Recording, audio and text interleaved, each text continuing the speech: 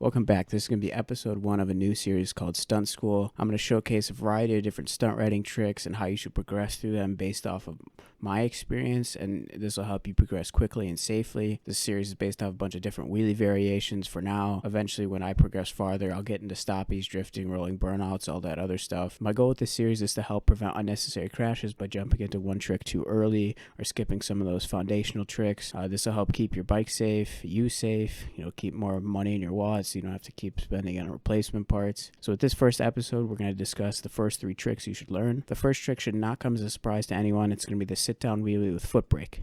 Yes, foot brake. We're not doing handbrake.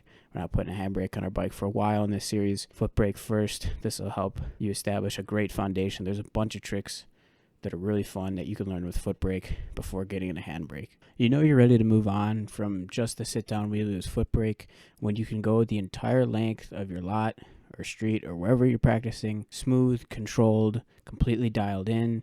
You want to be able to wheelie that whole length and have to set it down because you ran out of room and not because you ran out of RPMs and just magically ended up at the end. Another good indicator is being able to adjust speed, chasing it just a little below balance point and then dropping it back and slowing it down. Like on a Grom, you'd end up going around like 20 miles an hour down to 14 or slowing it down even further to like 6, 7 where you're going really super slow and that just shows you have a lot of control over the foot brake. If you want to go an extra step further, you can go practice in a new spot, introduce some new variables, a different set of pavement that isn't completely flat or just a new area you're kind of unfamiliar with. And for me, it felt different, wheeling in a different spot at the beginning. Not so much now. After about a year, anywhere feels pretty comfortable, but that'll help you. It introduces some new lean you'll have to counteract or, different feeling of balance point if it's not super flat or whatnot. But that's just an extra step.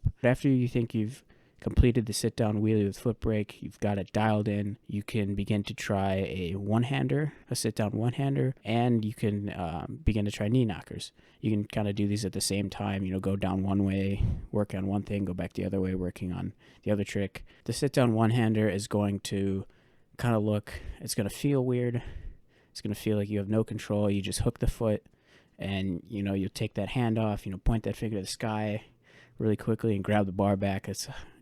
I'll show some examples of how that looked at the beginning, but eventually you're kind of going to follow the same, indicators as before, where you can go the entire length, with that hand off, smooth, controlled, changing speed, chase it a little bit and then drop it back and slow it down, really get it dialed in, really feel comfortable. You want to get rid of that like almost scared or nervous or adrenaline filled feeling when you're doing it. You want to be really dialed in before moving on, and eventually, instead of just the one hand barely coming off the bar, finger to the sky, try to move it around. It's going to actually take a little more focus than you think. On the ground, I would put the bike down here and there once I started trying to move my hand, open and close your visor on your helmet, just move it, touch different things. Just it adds some more variables and really helps you kind of dial it in. And then for a knee knocker, it's the same thing. It'll be like I'm repeating myself a lot, where the main indicators are always just getting it really smooth, controlled, dialed in. You never want to feel like, oh God, I just made it to the end of the lot or whatever. You want to be like, damn,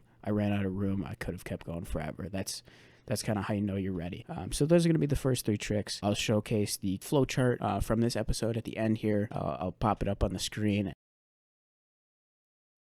Every episode, I'll zoom in on the area we're focusing on, but then I'll give a zoomed out picture of it so you'll see everything we've talked about so far. And eventually you end up with a giant flow chart with all the different tricks and the arrows for progression, and I'll explain some of the reasoning behind it. But this is going to be the first episode on the first 3 tricks you should learn. We'll dive into more foot brake stuff next time, get into some knee knocker variations. It's going to be good. Hottest stash in the carpet.